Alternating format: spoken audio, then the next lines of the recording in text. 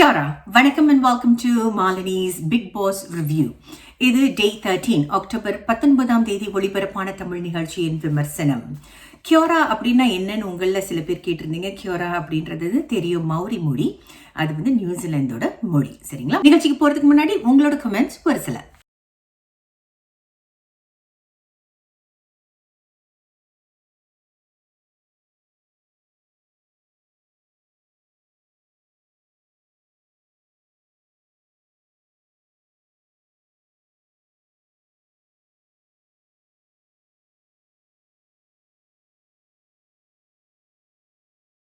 நிகழ்ச்சி தொடங்குறது பார்த்தீங்கன்னா விஜய் சேதுபதி மோனோக்ரோம்ல வந்திருந்தாரு, ஆல் பிளாக்ல வந்திருந்தாரு. ஐ தாட் வேற ஒரு கலர் உள்ள கொடுத்திருந்த அந்த டிஷர்ட் வந்து it would have been better அப்படின்னு நான் ஃபீல் பண்ணேன். But nonetheless I still think he looks nice, right? சரி, வெள்ளிக்கிழமை நிகழ்வுகளில் என்ன நடந்துச்சு அப்படின்னு பார்த்தீங்கன்னா ஒரு நல்ல விஷயம் நடக்குது. இது வரைக்கும் நீங்கள் பார்த்தீங்கன்னா பிக் பாஸ்ல வந்து நிறைய டாஸ்க் வச்சாக்கா பரிசாக என்ன கொடுப்பாங்க? கேக் கொடுப்பாங்க. கண்டஸ்டன்ட்க்கு அவங்க உயிரை கொடுத்து போராடுவாங்க, ஆனால் கேக்கு கொடுப்பாங்க, இல்லை ஏதாவது சாப்பாடு பொருள் கொடுப்பாங்க. இந்த தடவை கோ ஐபிபோ என்ன பண்ணியிருக்காங்கன்னா அவங்க வந்து ட்ராவல் பாஸ் கொடுக்குறாங்க. யாரெல்லாம் வந்து பெஸ்ட் பிளேயர் அப்படின்ற அதிகமான ஸ்டாம்ப்ஸ் அவங்களுக்கு வந்து பாஸ்போர்ட் கொடுக்குறாங்க. அந்த பாஸ்போர்ட்டில் ஸ்டாம்ப் கிடைக்குதோ அதிகமான stamp கிடைக்கிறவங்களுக்கு a destination of their choice, all expense paid trip அப்படின்னு சொல்லியிருக்காங்க. Now I'm thinking all expenseனா என்ன? அதில் ஏதாவது ஒரு ரெஸ்ட்ரிக்ஸ் போட்டு terms and conditions applyன்னு நிச்சயமாக போட்டிருப்பாங்க. So if it is for only one person then you will have to buy for another person, அந்த மாதிரிலாம் இருக்கும்ல. So I remember when I won சமையல் கிச்சன் கில்லாடிகள் அப்படின்னு ஒரு நிகழ்ச்சியில் வந்து நான் வின் பண்ணப்போ, I think this was long ago, எனக்கு வந்து கிச்சன் கேபினெட்ஸ் எல்லாம் செஞ்சு தரேன் அப்படின்னு சொல்லியிருந்தாங்க. ஒரு 15-16 years இருக்கும். I think it was worth 1 lakh. But அந்த கேபினெட் எனக்கு வேணும்னா I have to pay 33.3% of the cost, which is 33,000 rupees அந்த டைமில். அதுக்கும் மேலே அவங்க கொடுக்குற கேபினெட் வந்து ஒரு அளவுக்கு தான் இருக்கும். So if you want it for your entire kitchen you have to pay extra. அந்த மாதிரி டேர்ம்ஸ் அண்ட் கண்டிஷன்ஸ்லாம் இருந்தது. வெள்ளிக்கிழமை நிகழ்வுகள் அப்படின்னு சொல்லும்போது நமக்கு தெரியும் இந்த முட்டை அண்ட் சம்மந்தி பிரச்சனை வந்து பெரிய பிரச்சனையாக நடந்துச்சு. ஸோ இந்த முட்டை பிரச்சனை பார்த்தீங்கன்னா சீசன் 1லேருந்து தொடங்கி இப்போ வரைக்கும் அது போயிட்டே இருக்குது. ஏன் இந்த முட்டை பிரச்சனை, ஏன் சாப்பாட்டுக்கு அடிச்சுக்கிறாங்க அப்படின்றத முதல்ல நம்ம ஆராய போகிறோம். ஸோ பிக் பாஸ் டீம் வந்து எப்போதும் பார்த்தீங்கன்னா every season what they do is they will cut down on the resources. இந்த சாப்பாடு பொருளை வந்து ரேஷன் பண்ணுவாங்க. இந்த ரேஷன் பண்ண உங்களுக்கு வந்து சாப்பாடு குறைய அதில் தான் வந்து பிரச்சனை வரும். இது வந்து சமுதாயத்தோட பிரதிபலிப்பு. இப்போ நீங்கள் பார்த்தீங்கன்னா ஒரு மாதத்துக்கு வந்து 1 லட்சம் 10 லட்சம் சம்பாதிக்கிறவனுக்கு 10 ரூபான்றது ஒன்றும் பெருசாக தெரியாது. ஒரு மாதத்துக்கு 1000 ரூபாய் சம்பாதிக்கிறவனுக்கு அந்த 10 ரூபான்றது ரொம்ப பெரிய விஷயமா இருக்கும். ஸோ விலைவாசி வந்து 10 ரூபாய் தானே ஏறுதுன்றது வந்து பெரிய, இந்த 10 லட்சம் சம்பாதிக்கிறோம் 1 லட்சம் சம்பாதிக்கிறோம் அதை பற்றி யோசிக்க மாட்டேன். 10 ரூபாய் தானே அப்படின்னு. 1000 ரூபாய் சம்பாதிக்கிறவனுக்கு இந்த 10 ரூபான்றது பெரிய விஷயமாகும். அதே தான் இங்கே நடக்குது. வெளியில வந்து அவங்களுக்கு அந்த மாதிரி ஒரு ஸ்டேட்டஸ்ல இருக்கும்போது இதெல்லாம் சின்னதாக தான் தெரியும். ஆனால் இங்கே வந்து இவ்வளோ தான் உங்களுக்கு கிடைக்குதுன்னு சொல்லும் போது அந்த ஒரு முட்டை அந்த சம்மந்தி அதெல்லாம் பெரும் பிரச்சனையாகுது. இந்த மைண்ட் செட்டை முதல்ல நம்ம அண்டர்ஸ்டாண்ட் பண்ணிக்கணும். ஏன் இவங்களாம் பிகாஸ் எனக்கு வந்து ஒரு 2-3 பேர் வந்து மெசேஜ் பண்ணி கேட்டிருந்தீங்க, ஏன் இந்த செலிபிரிட்டிஸாக இருந்து இப்படி முட்டைக்கும் சாப்பாடுக்கும் அடிச்சுக்கிறாங்கன்னு. I thought I received one very rude Instagram message which says that artists are all cheap. So I thought that's really wrong. உங்களுக்கும் அந்த மாதிரி ஒரு சூழ்நிலையில் நீங்கள் வந்து தள்ளப்பட்டீங்கன்னா then you will understand, right? நம்ம வந்து you must always put yourself in another person's shoe to understand what is happening. So இங்கே பார்த்தீங்கன்னா என்ன நடக்குதுன்னா சம்மந்தி பண்ணுறாங்க. சம்மந்தின்றது வந்து துவையல் மாதிரி கோகோனட், ஷாலட்ஸ், அப்புறம் ட்ரைட் சில்லிஸ், டெமரின், சில பேர் பூண்டு போடுவாங்க. இதெல்லாம் சேர்த்து அரைச்சி சும்மா தண்ணி ஊற்றாமல் அரைச்சி கொஞ்சம் தேங்காய் எண்ணெய் போட்டு ஒரு பந்து மாதிரி உருட்டி வச்சுப்பா சாதத்தோடலாம் சாப்பிட்றதுக்கு வந்து நல்லா இருக்கும் அப்படின்றது தான் விஷயம். இந்த சம்மந்தியை வந்து அன்ஷிதா வந்து செஞ்சிடறாங்க. இந்த சம்மந்தினால என்ன பிரச்சனைனா எல்லாருக்கும் பிரித்து கொடுக்குறாங்க. பிரித்து கொடுக்கும்போது சாட்சினா வந்து அவங்களுக்கு எக்ஸ்ட்ரா கேட்குறாங்க. எக்ஸ்ட்ரா கேட்கும் போது அவங்களுக்கு வந்து இன்னொரு ஸ்பூன் கொடுத்துட்டு அந்த போலை என்ன செய்கிறாங்கன்னா அந்த சம்மந்தி இருக்கிற போலை எடுத்துகிட்டு போயிட்டு சுனிதா என்ன சாப்பிடலன்னு சொல்லி அங்கே போய் கொடுக்குறாங்க. சுனிதா கொஞ்சம் எடுத்தோன்னே அதில் வந்து அங்கேயே வச்சோன்னே இந்த பொண்ணுக்கு என்னடா எனக்கு கொஞ்சோண்டு தான் கொடுத்தாங்க, திரும்ப எனக்கு வரவே இல்லை போல் அப்படின்றது ஒரு பிரச்சனையாகி அது வந்து it is an escalation of a lot of other things. அந்த பொண்ணு 4 சப்பாத்தி கேட்டிருக்காங்க, அவங்களுக்கு வந்து 3 சப்பாத்தி தான் கிடைச்சிருக்குது. இந்த மாதிரி நிறைய விஷயங்கள் பில்டப் ஆகி இங்கே வந்து அது பூகம்பமாக வெடிச்சது.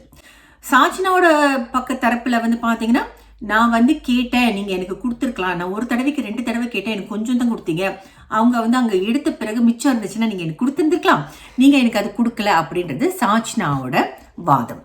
ஓகே, அன்ஷிதாவோட வாதம் என்னன்னா, இங்க பாரு, நான் உனக்கு வந்து சாப்பாடு வந்து பிரச்சனை பண்ணதே கிடையாது, உனக்கு நான் சாப்பாடு வந்து கரெக்டான நேரத்துல கொடுத்துறேன், உனக்கு எக்ஸ்ட்ரா கூட கொடுக்குறேன், உன்னை நான் சரியாக தான் பார்த்துக்கிறேன், இந்த மாதிரி பேசாத, நான் வந்து சாப்பாட்டு விஷயத்துலலாம் இந்த மாதிரி பண்ண மாட்டேன் அப்படின்றது வாதம். ஸோ பெருசாக பூகம்பம் வெடிக்குது. அங்கே சுனிதா தாண்டி குதிக்கிறாங்க. அந்த பொண்ணு சாப்பிட மாட்டேன்னு சொல்லி இப்போ இந்த சாப்பாடு கொண்டு போய் தூக்கி போட போகிறா. அப்போ வந்து சுனிதா இந்த சாப்பாடு வேஸ்ட் பண்ணாது. I was just thinking, cook with Comali இந்த வார்த்தை சொல்கிறது கொஞ்சம் டூ மச்சாக இருக்கிற மாதிரி எனக்கு தோணுச்சு. குக் வித் கோமாளியில் நிறைய நேரங்கள் உணவுப் பொருள்லாம் வேஸ்ட் பண்ணுறாங்க. இங்கே வந்து பிறகு இந்த சாப்பாடை வேஸ்ட் பண்ணாதன்னு அந்த பொண்ணுக்கிட்ட வந்து தாண்டி குதிச்சு கத்துனது தேவையா அப்படின்ற ஒரு கேள்விக்குறி எனக்கு இருக்குது. இந்த 2 தரப்பு வாதத்தையும் பார்த்துட்டோம். இப்ப சாச்சனாவோட வாதத்துக்கு வருவோம்.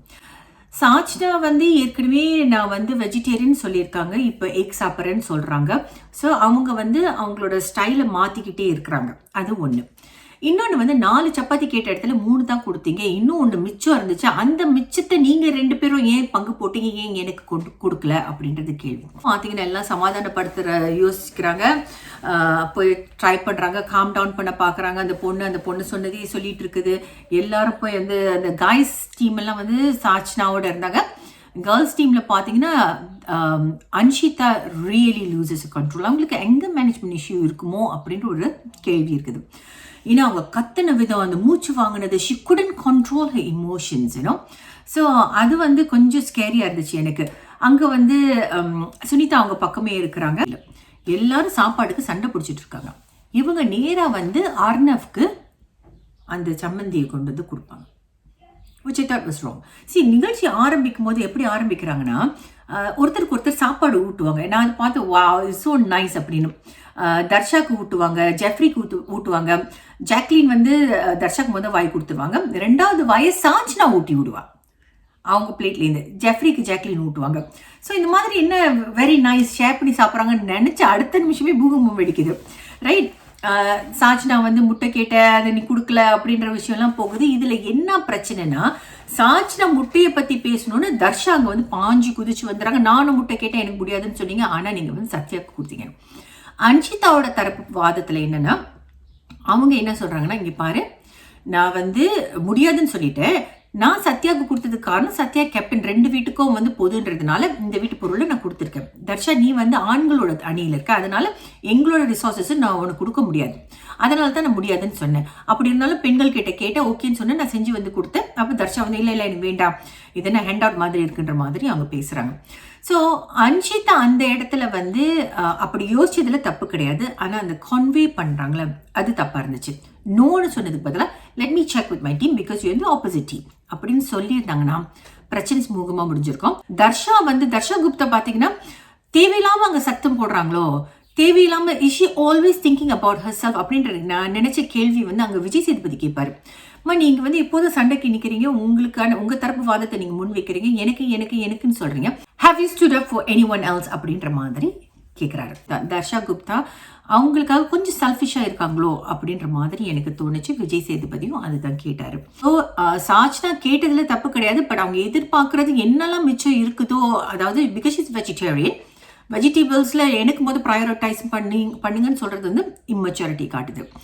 அன்ஷிதா வந்து எல்லாருக்கும் சமமாக சமைச்சு கொடுத்து பண்ணுறது வந்து சரியான விஷயம் தான். In fact she was not even suppose to be the cook, but அவங்க வந்து சமைச்சு கொடுக்கறதுக்கு உதவி பண்ணுறாங்க.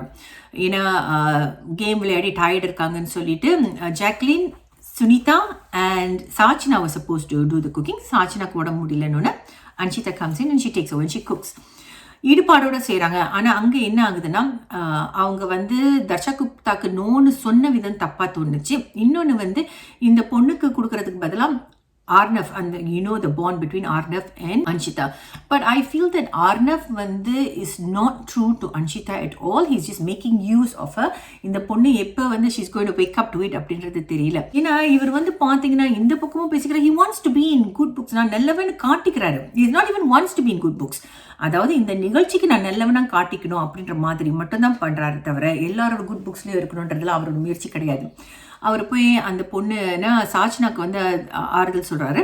அப்புறமா வந்து அன்ஷிதா கிட்ட வந்து பேசும்போது அங்கே சுனிதா உட்காந்துருக்காங்க. அவ்வளோ சீரியஸாக அந்த பொண்ணு மனசில் உள்ள வேதனை சொல்லிட்டு இருக்கும்போது அவர் வந்து சுனிதா கிட்ட சொல்கிறாரு, சுனிதா நீங்கள் கோவமாக இருக்கும்போது கூட அழகாக இருக்கீங்க. And I am like no really serious dude. so disappointing. அந்த பொண்ணு அன்ஷிதாவும் என்ன சொல்கிறான்னா, ஆமாம்மா அவள் அழுதா கூட அழகாக தான் இருப்பா அப்படின்னு. யூசி ரோஸ் டிண்டட் கிளாஸஸோடு நீங்கள் பார்த்தீங்கன்னா that's what I feel for Anshitha. Anshitha வந்து இவரோட உண்மை சுரூபம் அவங்களுக்கு தெரியல அப்படின்றது தான் என்னோட அபிப்பிராயம். And she's barking up the wrong ட்ரீன்ற மாதிரி என்னோட அபிப்பிராயம். இதை கரெக்டாக விஜய் சேதுபதி வச்சு நக்கலாக கேட்பாரு. It was very nice. Arnav வந்து வைக்க வேண்டிய இடத்துல வச்சாரு. இந்த வாரம் காத்து வாக்கில் எனக்கு வந்த தகவல் என்னன்னா, Arnav is evicted from Bigg Boss. Vijay Sethupathi வந்து நீங்கள் பார்த்தீங்கன்னா he gets impatient. He gets really impatient. And I think ரொம்ப நேரம் நிற்கிறனாலேயோ என்னவோ தெரியல, சுற்றி வளைச்சு பேசாதீங்க, கரெக்டான பாயிண்ட்டுக்கு வாங்க அப்படின்ற மாதிரிலாம் சொல்கிறாரு. அண்ட் சம்டைம்ஸ் வந்து அவர் ஆமான்னு சொல்லுங்க he was forcing someone to say. I thought that was not right. You see, ஒரு பதிலுக்கு வந்து ஆமாம் இல்லை சொல்கிறதுக்கு மல்டி சாய்ஸ் கொஸ்டின்ஸாக நீங்கள் கொடுத்துருக்கீங்க. இதுக்கு வந்து ஆமா இல்லை மட்டும் சொல்லுங்கன்னு சொல்லி நீங்கள் அப்போ வந்து MCQ கொடுத்துருந்துருக்கலாம். But when you're asking people, there are nuances to things, right? இப்போ வந்து நான் ஒரு ஃபார் எக்ஸாம்பிள் ஒரு ஸ்டோரி ஒன்று வந்துச்சு. இது எந்த அளவுக்கு உண்மையான கதைன்றது எனக்கு தெரியாது. ஒரு பையன் வந்து திருடிறான். இந்த பையன் திருடணும்னா அவன் கையை வந்து என்ன செய்யறாங்கன்னா, கையை வச்சு வண்டியை மேலே ஏற்றி they'll crush his bones, right? So அது தண்டனை, இனிமேல் நீ திருடக்கூடாதுன்னு. ஆனால் அந்த பையன் திருடினது அவனுக்காக கிடையாது. அவனுக்கு வந்து பசியில் ரொம்ப கஷ்டப்பட்டுட்டு இருக்க, உடல்நிலை சரியில்லாத தன்னோட தங்கைக்கு, அது ஒரு 4 வயசோ 5 வயசு குழந்தைக்காக அவன் பிரெட்டு திருடுறான். ஒரு பிரெட்டு, அந்த ஒரு பிரெட்டுக்காக அவன் கையை வந்து எலும்பெல்லாம் முறிச்சது சரியா அப்படின்றது ஒரு விஷயம். So you must understand the context, right? அந்த கான்டெக்ட்டை கேட்குற அந்த பேஷன்ஸ் விஜய் சேதுபதிக்கு இல்லை அப்படின்றது தான் என்னோட அபிப்பிராயம். பட் ஆஃப்கோர்ஸ் லைக் அருணெல்லாம் சுற்றி பேசுறதெல்லாம் ஃபேர் எனஃப். பட் சில பேர் வந்து கார்னர் பண்ணி இதை தான் சொல்லு, நான் ஒன்று சொல்ல ஆனால் இதுதானே நீ சொல்கிற அப்படின்றது வந்து you're leading them to give an answer, and I thought that was not right. சரி, அது வந்து நடக்கும்போது விஜய் சேதுபதி வந்து நல்ல மாதிரி கேட்ட ஒரு கேள்வி என்னன்னு பார்த்தீங்கன்னா, சாச்சனா பற்றி கேட்பாங்க. நீ வந்து சைல்டா அடல்ட்டா, உன்னை எப்படி ட்ரீட் பண்ணணும்னு நீ முடிவு பண்ணிக்க அப்படின்ற மாதிரி. அப்படி நீ வந்து அடல்ட் அந்த பொண்ணு சூஸ் பண்ணணும், அந்த பட்சத்தில் அடல்ட் மாதிரி நடந்துக்கின்ற மாதிரியும் சொல்லுவாங்க. அன்ஷிதாவோட கோபம் நியாயமான கோபம்னு சொல்வார். அப்புறம் வந்து இன்னொரு விஷயம் பண்ணுவார். அவர் வந்து ஆனந்தியை பாராட்டுவார். Even I felt was wow. Anandhi என்ன செய்வாங்கன்னா, உனக்கு வந்து இந்த வேதனை தெரியும், இந்த வலி தெரியும், இந்த சாப்பாட்டை வந்து ரேஷன் பண்ணுறது உன் பொறுப்பாக நம்ம கொடுத்துட்றோம். இது வந்து although Ananthi articulates it, I think the girls had made a decision. நீ வந்து எல்லாருக்கும் பிரித்து கொடு அப்படின்றது மாதிரி அவங்க சொல்கிறாங்க. Which means that she will also understand இங்கே என்ன சவால்கள் இருக்குது, இதை நான் பிரித்து கொடுக்குறது என்ன சவால்கள்ன்றதை அந்த பொண்ணு புரிஞ்சுக்குவா. So that was a very good decision by Anandi and team, and ஆனந்திக்கு அங்கே பாராட்டி தெரிவிக்கிறாரு. And I thought that was good. Soundarya best. Vijay Sethupathi hats off. Soundarya பார்த்து யாருமா நீங்கள் பாலிடிக்ஸ் போக போகிறீங்களா? ஏன்னா அவங்களுக்கு வாக்கு வந்து குவியுது பாருங்க. அன்அஃபிஷியல் ஷீஸ் இந்த டாப் ஒன்றுமே செய்யாமல் அந்த பொண்ணுக்கு வந்து பிஆர் வச்சு அந்த பொண்ணு ஓட்டு வாங்குறாள்.